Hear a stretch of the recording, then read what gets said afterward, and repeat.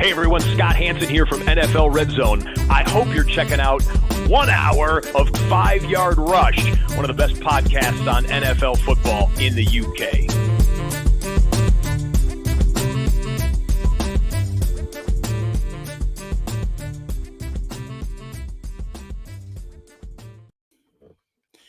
Good evening, Rush Nation. How are we doing? It is back to our regular scheduled programming, and it's great to be here with a very, very good friend of mine who's not been on the show before. We've talked about getting him on a few times, and then we thought we'd do it with a group of other charity folks, and then that never happened. And then just all sort of life got in the way and all that malarkey. And but he's here now, and it's probably the best week of the year to get him on, and I'm pleased he's here.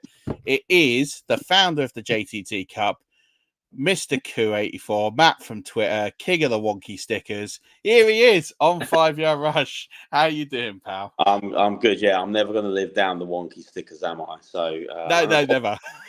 Good opportunity to reignite that hatred tomorrow night at the London Live Scott Fish Bowl drafts. But maybe I'll behave this year, and someone else can take the flak for another year.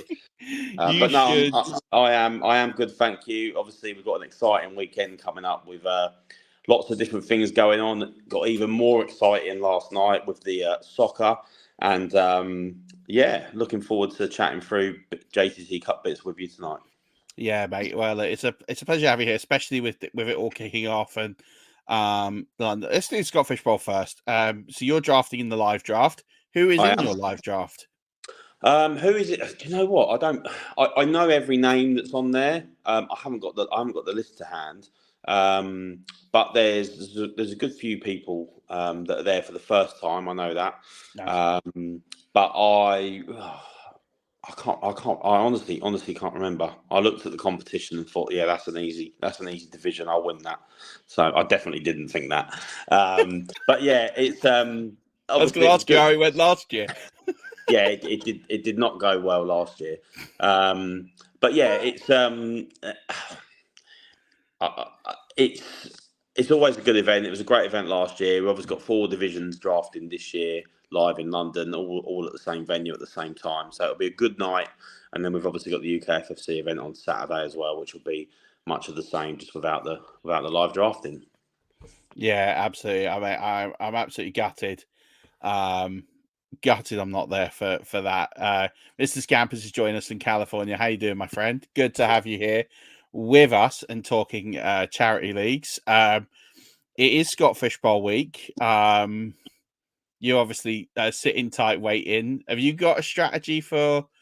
Obviously, don't give too much away, but have you got a plan of what you're going to do with the early picks of the Scott Fish Bowl? Or you're just going to just see how drunk you get and wing spin it? a wheel? Yeah. I think like last year, I took some rankings and some stats that Wyatt produced. Just because the week of the Scott Fish Bowl live draft, I saw a tweet by him linking it, and I was like, yeah, I'll have a look at them, and then I print them and I took it. And obviously there was 12 of us, very nerdy looking guys, all with our rankings and laptops and etc. This year I've been off work this week because I had a few events planned and stuff this week, and I keep meaning to get some stuff printed off or some stuff written down, and I haven't done it. And tomorrow I take the kids to school and then head to London straight away. So I probably will not have any documentation, and then I'll just wing it. It's fine. It'll be all right on the night. The good thing is, last year we were one of the first drafts, so there was absolutely nothing to go off. Yeah. This year it's one of the last drafts, and so you do have that ability to look at ADP. There's a good amount of it. You can kind of see what other people have done and gone, yeah, I want part of that, or no, I don't want part of that. And you at least you'll have a bit more of a picture. Jack has given a very savoury piece of advice, which is to make sure that you bring your ID. Classic. Absolutely. Jack's taken all the QBs, which is the way to go. I mean, that's fine, but make sure your QBs last more than 4 plays, Jack, is the advice I would give you. Just a good one to go for. If they can last more than 4 plays, you might be all right. I'm gutted not to be there this year. I will be back next year to give you all an arse whipping like I did last year. So But yeah, let's move on to the JTT Cup. Now, most people watching this, listening to this, are probably in the JTT Cup, but I'm going to broaden the audience and take a punt. There's probably a few that don't. So I guess talk us through the Joshua Tarrant Trust, why you started the JTT Cup, and sort of what it's for, and kind of what's the kind of purpose behind it, really. Yeah, cool. So the Joshua Talent Trust is it's an independent charity that's local to me, based local to me. It's a charity that funds care for children with brain tumours at Addenbrooke's Hospital in Cambridge. They first kind of, as a charity, they first came to my attention during the first kind of COVID lockdown. And I guess short version is basically one of my good friends who's a Bears fan. He's a DJ, couldn't work. So he set up a Facebook group called the Disco Kitchen, and the primary aim of it was to stream a live set out of his kitchen to people on a Friday and Saturday night because people were stuck at home, couldn't go out. And the group got quite a following, and as it kind of grew, he started incorporating some charity fundraisers, and all the money from those fundraisers went to the Joshua Tarrant Trust. So that brought it to my attention, and then it was during the 2020 NFL season that I thought, you know what, I want to try and help them a little bit. And I've organised fantasy competitions in the past, not NFL ones, other sports. And I guess for me, it was, what can I do? I've got a modest circle of Twitter followers at the time, maybe 600-700. If I can raise them 500 quid, great. So I thought we'll set up a best ball contest. Obviously, there were a few charity contests that were already around that inspired that. Scott Fishbowl being one of them, and obviously your own FFCC and Warrior Bowl, who were all already established. So I thought I'll make it best ball. I'll make it a season-long contest. And the first year we got 60 people and we raised £765. And I was really, really pleased with that. And I didn't really know when I set it up where it was going to go. And fast forward to, obviously, we're now starting year 4. This year we've got 620 people in it, and we just passed, literally last weekend, we passed £32,000 raised for them all time. That's amazing. Which obviously I'm really, really pleased with, and I'm really thankful for the community of people that have helped it grow, the community of people that share it, help me with the admin. There's a lot of people involved, and it's been fantastic to see it grow. And the most important part of it is that a fantastic independent charity who had no marketing budget, no PR, they couldn't afford to fundraise during COVID. It's made a difference to that charity, and obviously hoping that will continue going forward. Mate, it's phenomenal that you obviously have done this, and just how big it's become. It is a phenomenal thing. 620 people. It's no easy feat to get on board. It also has, hardly any dropouts in that number. So it's not like you fill these and then you've actually then got to go and get 20, 30 more. You have a very small handful, but it's so small. It's single digits, isn't it, normally? That Yeah. Last year we had 440 people, and I only had one person not show for the draft, which is just phenomenal. That shows you. I think that says a lot to me about the way that you run it, because the engagement on it is really, really high. There's constant messages, constant updates. And it's one of those things that with charity tournaments you get some, and I think anyone that does it, it's phenomenal. It's a huge amount of work. You get some where the engagement's probably a little bit lower, where there isn't, you just sort of, you get the results at the end and it's what it is, and maybe around playoff time. But you're doing weekly conference standings. You're engaging with the chats. Or if it's not you, like a dedicated commission, it's great. And the idea of this going to your you're in a conference, and so you start off in a division, and then you're competing in conference, and then you're going out to the wider final. It's a great format. What's different this year to previous years? Because there's quite a few differences this year. I personally noticed, but I'd rather you sort of explain it to me. What is different, and what made you sort of change it this year? So I guess for me, the main differences are in the scoring. So I kind of stumbled around with format the first 3 years, and last year I was really happy with how we ran it. And the first couple of years we did, obviously, it's PF. PF is the ranking. It's not win loss. And then top X amount of people in the conference go through to the playoffs. And in the first 2 years we had head-to-head playoffs. And then I kind of got a bit of feedback that why is it PF, cumulative PF in the regular season and then knockout in. And I thought about that and thought, yeah, okay. So last year we did it differently, where we had 15 people from each conference qualify, and then we just got rid of the 5 lowest scores each week until we had one person. We had a conference champion. They were in the week 17 final. So I've kept that format. The main differences are in the scoring. So I try and mix the scoring up every year, but not loads. I don't like to really change it.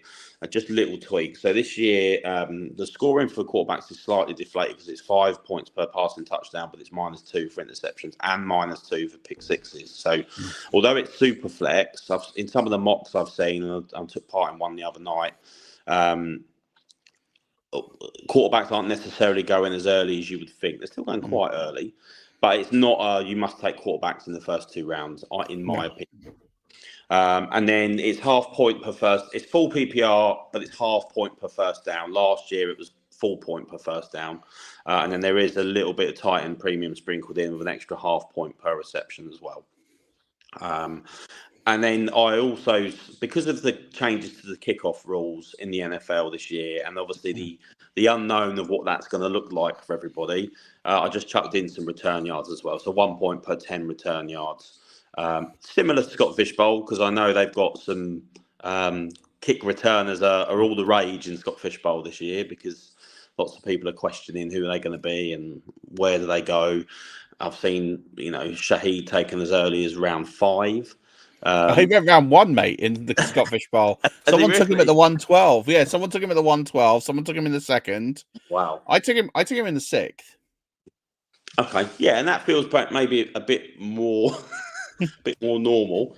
But we'll see. So there, and then the other thing is, which I keep in every year, is we just have big play and big game bonuses. So it plays touchdowns of 50 yards plus, and then receiving and rushing 200-yard games and 400-yard passing games. So, which obviously you were on, you had your show yesterday morning. You were doing a little bit around scoring and projections, weren't you? And that's obviously a bit of an anomaly that's very hard to project.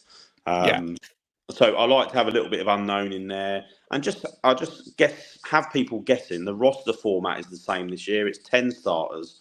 It's 1 super flex spot. But it is a 28-round draft because it's season-long best ball, and I've had 24 rounds. I've had 32 rounds. 32 seemed too much. 24 wasn't enough for injuries, so I've settled in the middle this year and hope that will feel like a kind of a happy medium. And you've also moved it to 10-team leagues, yes, as well, because it was previously 8, which I'm a big fan of. I feel like 8-team. There's a wider luck variant to it in terms of you could draft great players in like the 8th, 9th round that you shouldn't do. And I think, but I also get 12-team is not everyone's cup of tea, and 14 and 16 is also difficult. So I like the move to 10. I think that is going to make it a bit more of a challenge for people, but I don't think it's too much of a challenge to where it will isolate people, and it will still keep the drafts moving as well. So I was a big fan when I saw it moved to 10 this year. And I think part of the reason we had 8 last year was a little bit that there seemed to be an excessive amount of injuries in year 2, but also the format that we had last year was 8 because our theme was divisional rivals. So it was to have Bucks, Saints fans together. So it was easy to just go, right, we'll have 2 Bucks fans, we'll have 2 Saints fans, etc., etc., etc. Which obviously I really liked, and there was obviously quite a lot of banter flowing during the season because of it, and there were some divisions that had little side wagers on it, and the team that finished last in the division had to donate more to the JTT, so there was little stuff like that going on as well. So but it made it easy to go back to 10 because we had more of a kind of a standard theme this year. Okay. Yeah, I definitely prefer the 10. I think it forces people to be a bit more creative in the later rounds as well, which I think is good. Like, I think a 280 man pool, 300 man pool is kind of what you want to go for in this sort of format. So 10 teams, 28 rounds, 280 players. I think that's good. It is going to force people to do some crazy things, which is kind of what you want, right? I think, and we'll get into this, like, some thoughts on how to sort of progress, because you obviously know all the winners and you see the rosters that do well. You've got all the data, so I'm going to pull your brain. As I said the other day, this is not a tournament I've ever done religiously well in at all. I've always done quite well. I feel like I've had a bit of a bad run in luck. Like, I think 2 years ago, I had no quarterbacks, and I think last year I had a couple of. I think I had Rodgers, so obviously he went after like about 4 minutes, and so that kind of made it a bit difficult with injuries last year. But I was kind of competitive, and I think I just missed out on the playoffs like towards the end. But it's not one I ever do particularly well in, but I still love because the people in it are great. I remember the year you did it regionally, which was great. Speak to a load of people that were quite near me, which was a lot of fun at the same time. So, tell us a little bit about you told us a little bit about the charity and obviously the huge amount of money that you've raised. What is that money going to do for the charity? Like, in terms of what are they going to be able to do with this money to help victims, help not victims but families of children with brain tumors? So that's exactly what the charity do. So they fund two paid posts at Adam Brooks Hospital that deal with children with brain tumours, and the rest of the money goes to the support of their families. So sometimes, it might involve a long hospital stay, and they put the families up within the hospital, so they're close by to the children. Adam Brooks has a really specialist area for brain tumours, and a ward for the children. So it means that people travel from far away for the care, and it might mean sometimes people are travelling hundreds of miles to get the care that obviously the children need and deserve, but they're hundreds of miles from home, so that pays to support them as well. And essentially, and they work with another company called Brainbow, who support them with that. And when I first started raising money for them, they had to raise £1,000 a week just to keep that going. Wow. And £1,000 a week doesn't sound like loads of money, but for an independent charity that doesn't have that national platform, that was a lot. So I know that when the running costs became slightly less in the second year that I was helping fundraise for them, and I know that when I gave them the second year total, which was around 5,300, that was enough to keep the place going for 8 weeks. So for them, it was like, it's a worry off their mind. They obviously do loads of other fundraising stuff as well themselves, but that's the difference it makes. And I've had the pleasure of meeting Sean and Denise Tarrant, who are the parents that set the trust up because their son Joshua passed away from a brain tumour. So there's a real personal feel to it, and seeing the work that they've done off the back of him passing away 10 years ago, and seeing the strength that they have it's really inspiring. So it makes me want to raise more money for them every year, because I just, every charity, don't get me wrong, every charity is deserving of the funds that are raised for them. In my mind, this is just absolutely one of the best causes out there.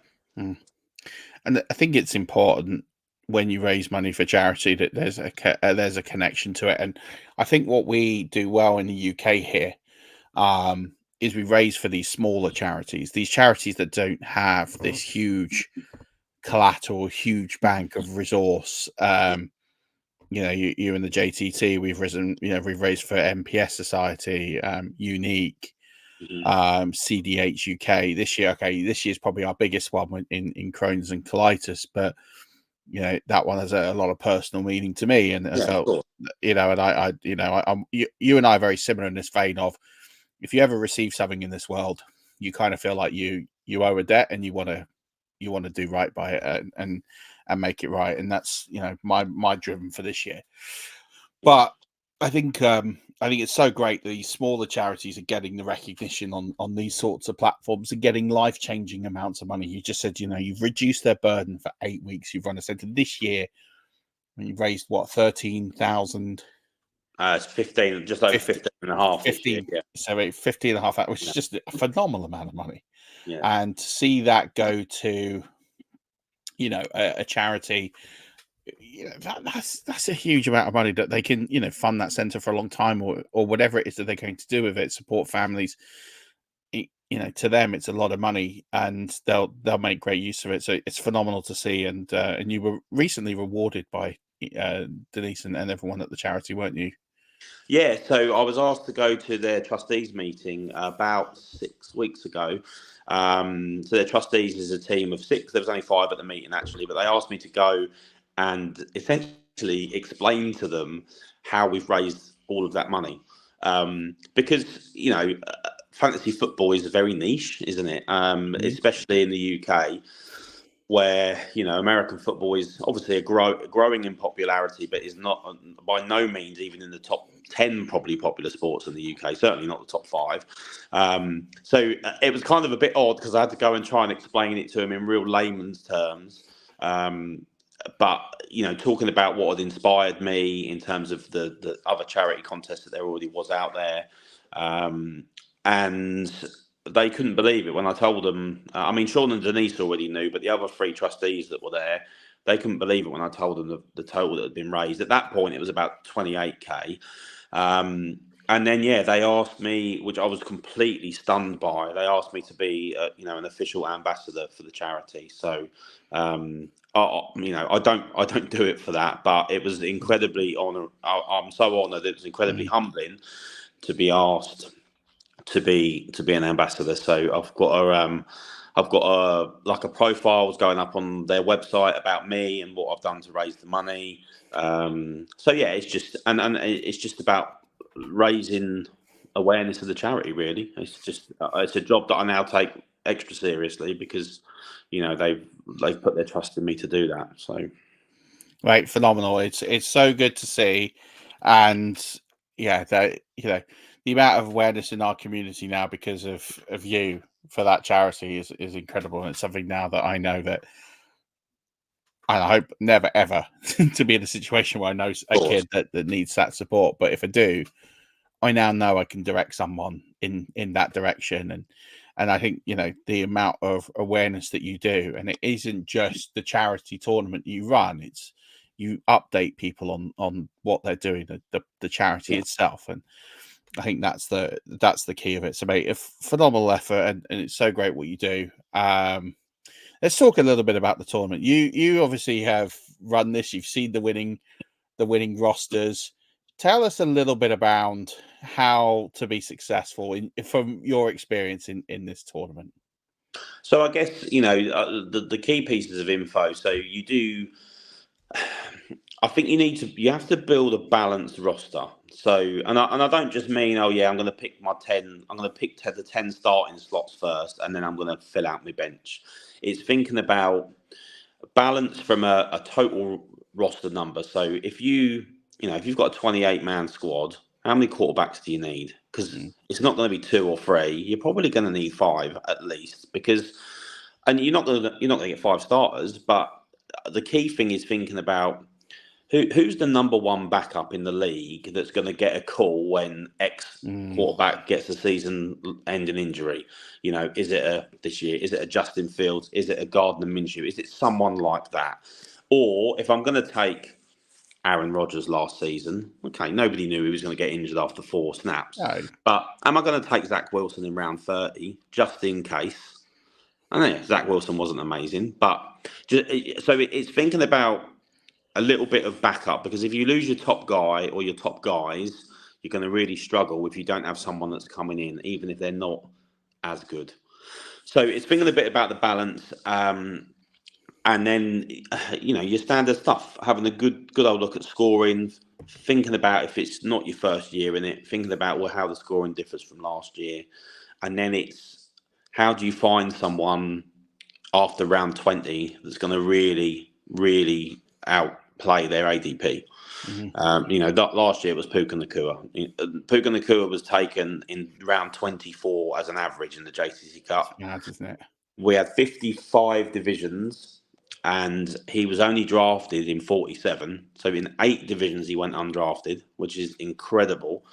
And I think the stat is that out of the 47 people that did draft him, 42 made the playoffs. So I'm not saying that Puka Nakua is going to come along this year, but it's finding a player or a couple of players after round 20 that are going to seriously give you some upside. And that's where, if I look at all 3 years, regardless of number of teams in the division or the scoring format, they're the key things that have driven the winner's performance, and maybe a little bit of luck with injuries as well. In seasonal best ball, you do need a bit of luck with injuries as well. Yeah, definitely. You definitely need to have a bit of injury luck. Otherwise, that's it. You're kind of in a difficult situation.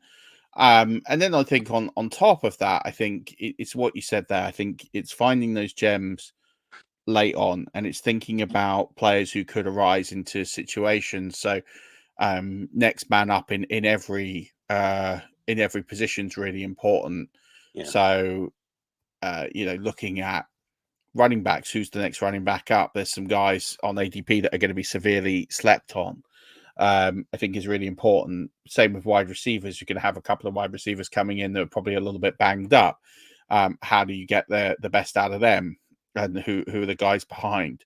I tend to find rookies get over inflated in this format. So I think a lot of people love the new hotness in best ball.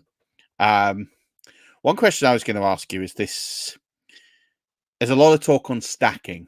And I almost feel like, and I said this the other day on the breakfast show, that I almost don't want to stack unless there's a nice reason to. It comes at a good value, a good price, because everyone stacks, and lots of people are reaching to complete stacks. And I almost feel like stacks were great when they were quite new and niche, and people were like, "Oh, okay, I'll stack. I see the reason why you want to stack." But I think now, because everybody does it, you almost need to go the other way and pivot away from stacks. When you draft, do you typically look for the stacks and those winning rosters, and those rosters that have done quite well, if they had quite prominent stacks, or is it really like scooping up the value that's made the big difference?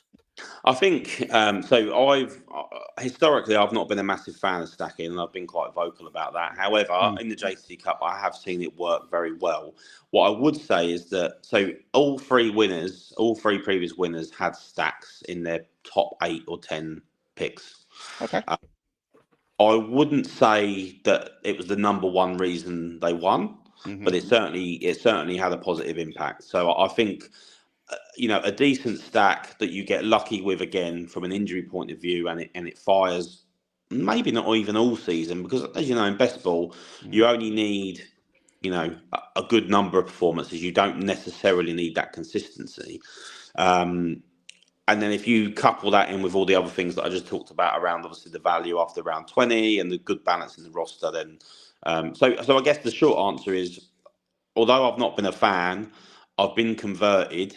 But in a 620 person tournament, you are going to have a lot of other people with the same stacks as you. So the differential comes from some of the other players that you're picking. So I guess what you're saying about pivoting the other way, it does kind of ring true, because it's clear that they work, but it's not the thing that's necessarily driving the winning performance.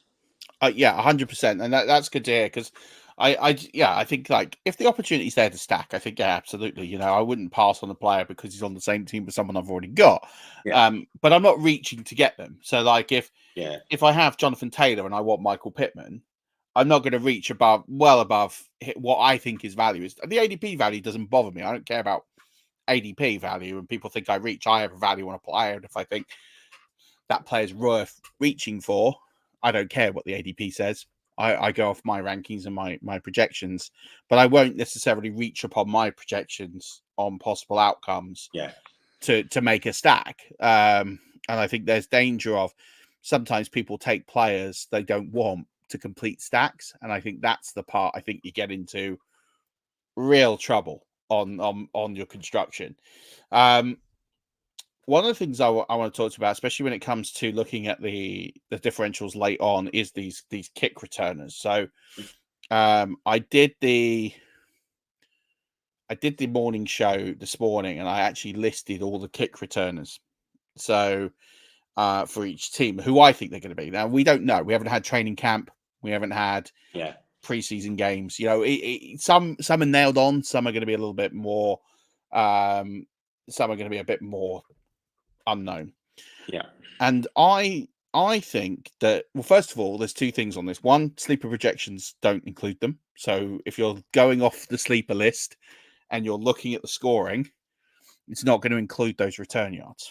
Yeah. So if you haven't done a little bit of work on the returners and ideas of what they might do from a returning yard perspective, you're going to undervalue these players. And so therefore people are going to pick them up. But also the new kickoff rules. So I looked up this morning, I think 27% of kicks were returned last year in the NFL. There were some teams that all season had 9 kick returns, 10 kick returns all season. So not even one a game. Wow. They weren't, mad because of the injuries, and they just let it go in. And so the XFL had 97%. The USFL had 92%. But I also think the caliber of kickers was not as good. So you've got NFL kickers who can blow it out the end zone. So I don't think you're going to get this 97% either. So I think people that are shooting for that optimism of 97% kicks, not going to happen. People that are thinking it's going to be exactly the same as it is at 27%, not going to happen. It's going to be somewhere in the middle, 60-ish percent. I would look at kick returns going up 300%. I think is a good baseline, and you're going to be there or thereabouts. And so when you factor that in with the points returns, you're going to have a lot of players in those late rounds. So everyone knows about Shaheed, Shakir, but Marvin Mims, but you got a lot of other guys in there that are going to be like Naheem Hines. Yeah. So like Naheem Hines is a guy I have widely targeted in late rounds of drafts. Tyrone Tracy of the Giants. Even someone like McCole Hardman, might be a really interesting one. It's not someone I named this morning, but someone who I think could be interesting. And I think those are the guys, I think, if you're looking for those late round values, they are players I would look to target because they've got immediate opportunities to excel with these kick returns, because you're going to have more return for touchdowns than ever before. These 20-yard returns are going to be 40-yard returns this year, probably. Yeah. I think so you're absolutely right. And at the moment, I think the biggest what if is obviously who are the kick returners going to be? Are they going to stumble across a better kick return that no one's talking about? Lots of people are talking about Shaheed. He's going very early in Scott Fishbowl.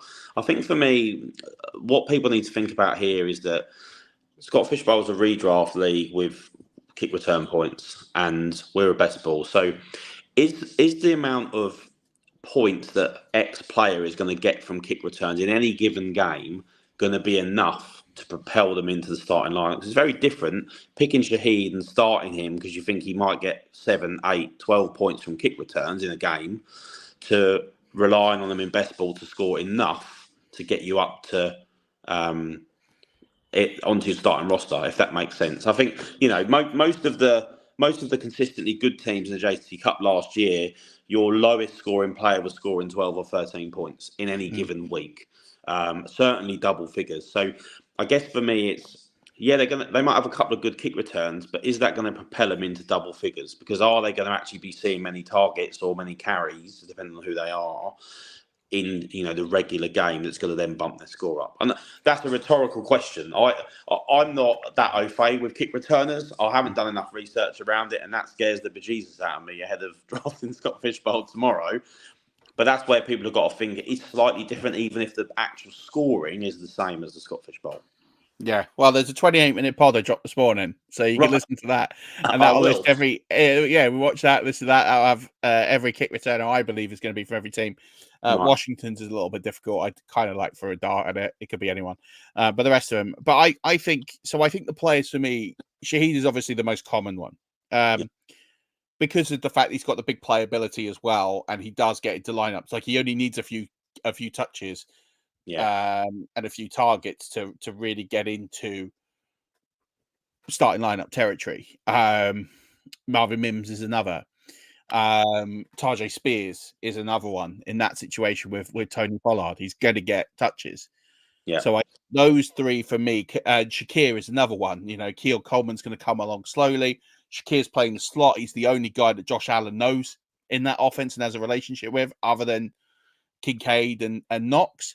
Yeah. So he's going to get targets. So I think those guys in particular are going to be ones that very early are going to be well worth reaching for certain points, because they will be starters, because they will get to, there's a pathway to them getting 15 to 20 points quite easily. Tajay Spears, if he makes 10 points off kick returns, which is highly likely, and then all of a sudden he does, he gets, 6 carries, 3 catches, and 30-40 yards. Doesn't matter if he scores or not. He's, you're looking at 17, 18 points, 20 points. It's not difficult to get to for him. And I think that's true of a few players. But yeah, there's definitely going to be a few that aren't going to score. But I think that's the difference of trying to find those guys. I did a bit of research. I gave some stats on some of them where we had a bit of history. But I think the two things I would look for with the kick returners is they're going to go up. I'd expect probably most teams will get probably 3 kick returns a game now on average. Some will get more. So I think if they get 30-40 each, because they're averaging sort of 28-29 now, it's more advantageous. So you could see a bit more. And yeah, there's a good point here that it could be drastically changed, that teams go, oh, we don't like conceding 40 yards. Let's just blow it out of the end zone. Yeah. I will say there's probably only about 10 kickers in the league that can consistently do that, but then there's quite a few punters. So they might train up their punters. Yeah. I know the Buccaneers do this. They're take kickoffs for this reason. So, it could all change. So that is the risk of playing this strategy. So I think it's good to sort of diversify, reach for it, but don't make it your whole strategy. Yeah, agreed. Do you have any tips for people who perhaps haven't really played best ball well before?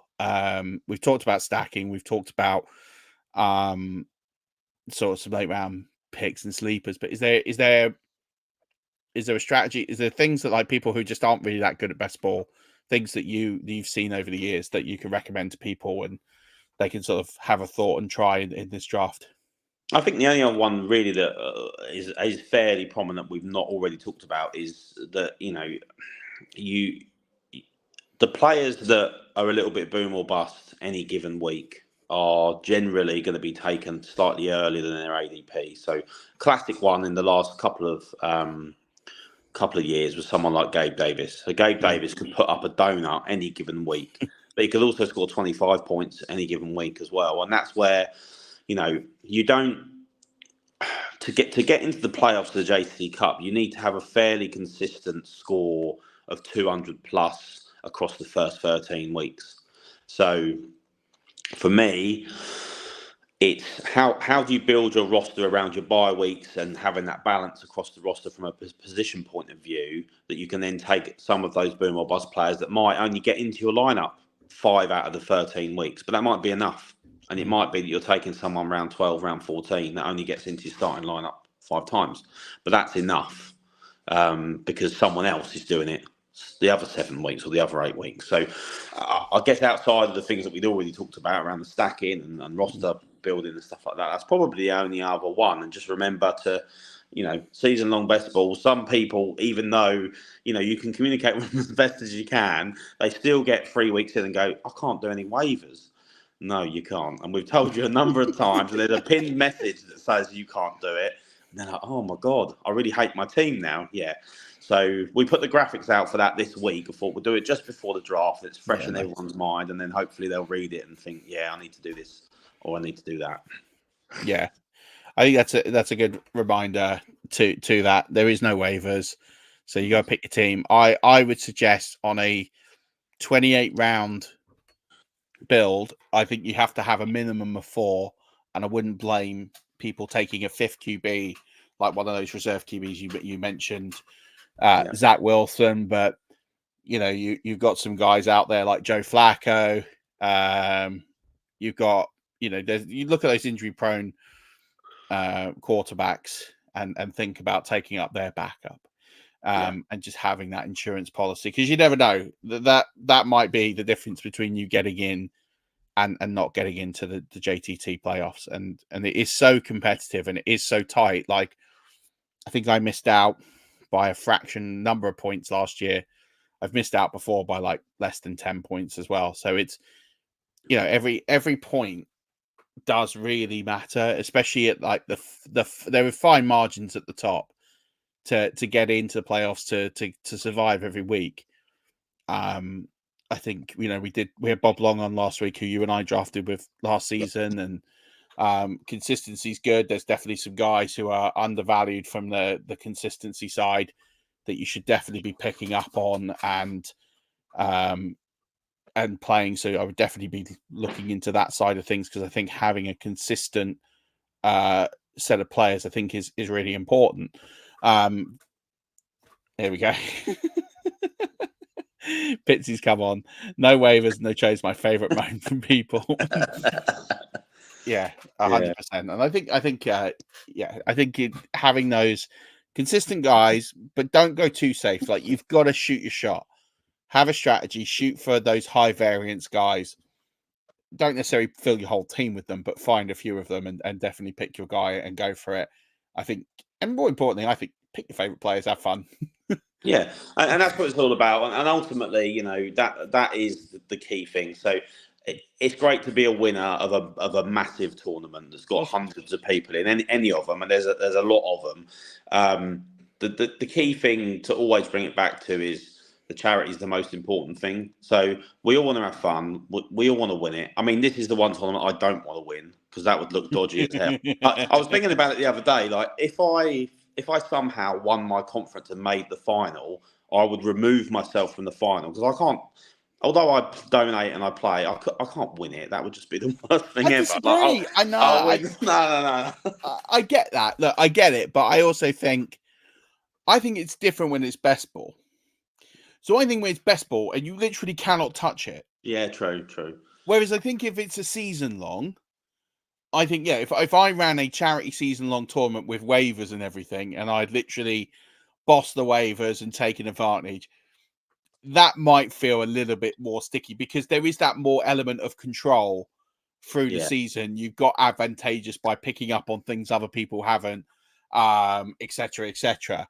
I think in best ball, I think it's perfectly acceptable, mate, because it is literally a set and forget, and there is a huge luck variance. It's not just the players you draft; they've all got to survive. They've all got to go through 17 weeks and not get injured. I think, mate. I think I wouldn't take yourself out. I think if you win it, you win it, because ultimately you haven't been able to influence the result.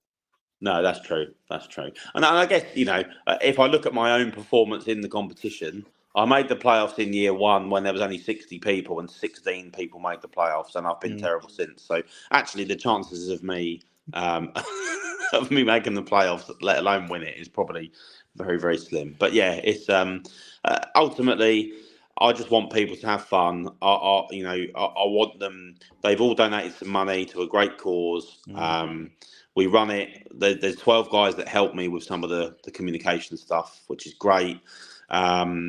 And yeah, just have a bit of a laugh, have a bit of banter in your division, and someone's got to win it. One of those 620 people starting their draft on Sunday will win this year. So yeah, 100%. And I think you make a great point. Have fun, have a giggle. That's what it's all about. Be nice to people, as it says on the screen. It's an absolutely important one. And I think my only thing with these charity leagues is people kick off a lot about the clock. Yep. And there's over excessive tagging, and at the end of the day, we live in a world where it's okay to just let things go, and just everyone's got lives. It's all fine. Just take it easy. Don't need to tag people incessantly. You don't have to moan if someone times out. Like, it's fine. Like, at the end of the day, round one's really important. Get your round one picks in, because then you as a commissioner know you're there. Yeah. And you're not going to do a runner. That's a really important one. So I get the round one urgency. I think that's fine because for any commissioner, round one's a nightmare. Yeah. And then I think after that, just be nice to people, respect people, let them pick when they want. Don't need to excessively tag. If you tag, great. If you don't tag, don't rag on the people who don't tag. Like I don't tag, you don't tag. I don't see the point. The system does it. If they're not looking, they're busy. That's fine. Like ultimately, we've all got a thing. Oh, here we go. There's a question for you in the chat before we let you go. Oh dear. It'll be something about his mother. His mum, and his sister are all in it and have been since the beginning. I wonder if it might be a question about her. But yeah, it's I'm really looking forward to it starting. It's always a good day because there's lots of chat on social media about it as well. Who's more likely? There you go. I told you it'd be related to his family. You did. Who's more likely to do well? I can't remember who won last year out of I think it was his sister. I think it was Emily. But I'm gonna go with I'm gonna say Emily. Emily this year. No, actually, I'm gonna say his mum. Emily's had a baby and she's got a bit of baby brain, so we'll go with Joe, his mother, and because it won't be him. Fighting talk. He's also one of my very best friends, so I'm allowed to say that about him. Yeah, absolutely. Oh, mate, awesome. I think this is one of my favorite events every year. It's so good what you've done. It's so good what you've built. See the amount of people in it. It's just absolutely phenomenal. And just everything you do is just should be recognized and appreciated. And thank you for doing it. Thank you for putting on an awesome tournament. Thank you for coming on because it's just great to chat. Anytime I get the opportunity to chat to you and spend some time with you is great. Why don't you tell everybody where they can interact and find you? I know we did have the captions on. I think they've come off with these. There we go.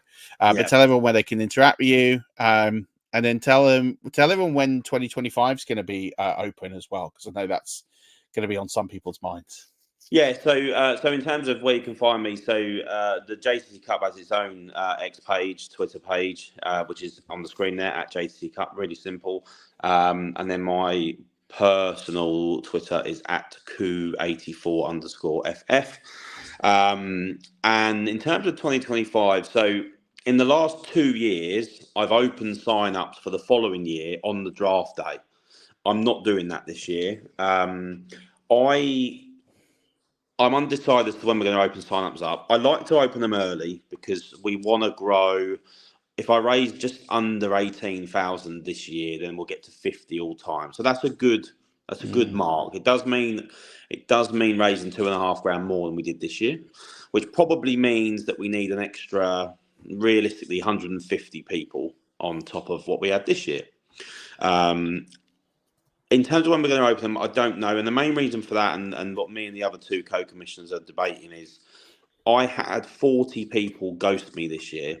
So sign up and then not donate and not reply to messages just prompting them to donate.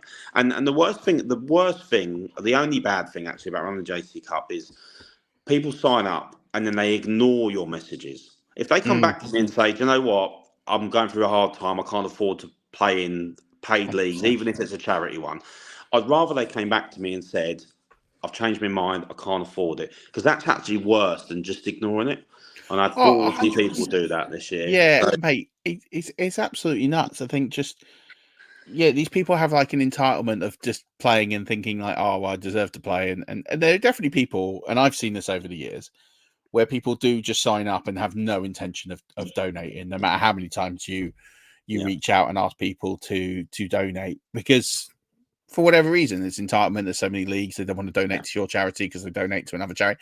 I think all of that is fine within reason, but like just say, look, I can't afford to, or I need a bit of time, or you're a very reasonable bloke. There's the amount of people I know who have messaged you and said, I really want to sign up and play, but I can't pay for like 4 weeks or 8 weeks or whatever. And you always say, yeah, well, that's fine. Yeah. you always, you're not a mafia bossy. You are approachable. You can talk to people. But I completely agree. And the same people did this for Scott Fishbowl. Did you see this with Matthew Berry? No, I didn't. There no. were 4 people that pledged to donate like $1,500 or wherever it was to draft with Matthew Berry.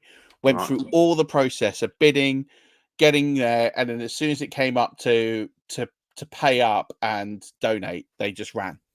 Yeah, And you just think, I don't get it. I don't get that at all. Like, it's just, just send a message saying I don't want to do it. It's fine. No one's ever. That's all it needs, to be honest. And so that's the reason I'm debating when to do it is I am considering making donations mandatory at sign up, which I don't know whether I'm going to do that or not. I don't know if that will put some people off. I don't know. I need to mull it over, and I'm going to talk to some of the guys who help me with the admin that are down in London with me tomorrow. So it's something I'm going to talk to them about, and I'm going to gauge a little bit from the community as well. Like some of the people close to me, like yourself, and then people like the Fantasy Sanctuary Discord. I just want to put it out there and go: if we made sign-ups mandatory, would it? If we make donations mandatory at sign up, would it make you sign up earlier, later, the same, not at all, kind of thing, and just gauge what's out there? But we will be back in 2025 for year 5. I'd love to get to 800 people. I think it's a stretch, but then I thought 600 was a stretch this year, and we got 620. I need to tap into the other side of the pond. So we have 102 people from the States this year. And we have nearly 500 from the UK, and then a few others dotted around the globe. I'd love to double the amount from the States, and I think that would get me there. But that's my plan. If I can get to 18,000 raised and 50 grand all time, then I will feel very, very pleased with myself. So, mate, I fully believe you'll do it, brother. And again, absolute pleasure having you on, grabbing your insights. Keep doing what you're doing. Enjoy the weekend. Get those wonky stickers on the board. And make sure you put some people on tilt. You won't have me this year to contend with, so you'll have to do some annoying on my behalf for sure. But enjoy the event, and mate, just thank you so much for everything you do for this community and for all the money raised and everything you do. You're a top bloke, and you deserve a lot of love and support for everything that you do. So, Rush Nation, that's going to do it for this week. It was a great show with Matt, and make sure when you see the sign-ups for JTT 2025, make sure you do get out there and draft and donate and raise as much money for this exceptional charity. And then when you're in drafts this weekend, have fun, enjoy it. It's going to be starting around the same time England are going to win the Euros. There you go, I've jinxed it. So make the most out of it and really enjoy it. But until tomorrow's breakfast show. Oh, I do have one thing. Sorry, Matt, before I know you got to go. Is listener leagues are getting kicked off. So I invited all the champions of last year's leagues and the Patreons into our listener leagues. So look out on Monday, and I will post on the breakfast show the link to sign up to our listener leagues. Donation to charity, win one of our cool listener league t-shirts, and a place into Champions of Champions 2025. So keep an eye on that. But until tomorrow morning, don't forget, Rush Nation, as always, keep rushing.